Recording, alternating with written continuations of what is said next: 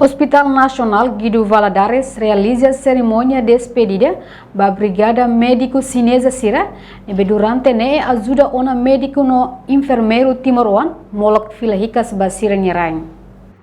Quarta-feira, Hospital Nacional Guido Valadares halau cerimônia de despedida liu Husi Han Hamutu e a salão encontro HNGV. Vice-ministro Operacionalização nos Hospitais, Flávio Brandão Hateteng, sina iha cooperação dia com Timor-Leste quase tinen sanuluona, no cada tinen rua, governo sina haruka médico especialista sira, hamutuk na sanulu resin rua, mas Timor-Leste hodi colabora com médico Timoroan sira. Além de médico chinês sira iha dedicação serviço as, profissionalismo nos saimos exemplo ida, ba médico sira iha Timor-Leste. Diusi Embajada República Chinesa Timor-Leste, Lao Biorona, diu 10 anos, e iha regularmente tienen rua de médico composto de médico especialista sira.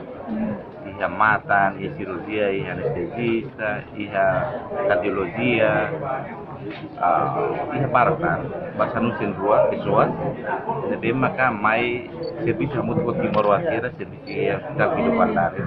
Tienen rua sira ciclo. Equipa na filatia de equipa pulmos semana hoje serna ia palmiona.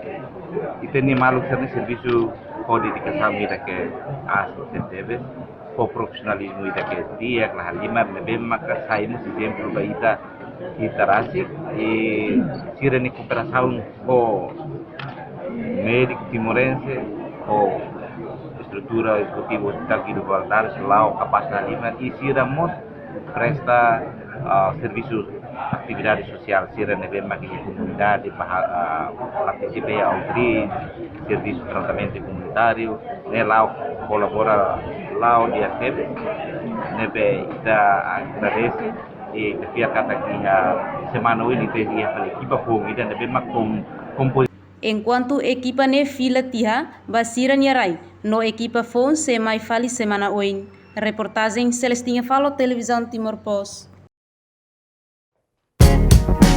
Janela informação ba Emma Hoto.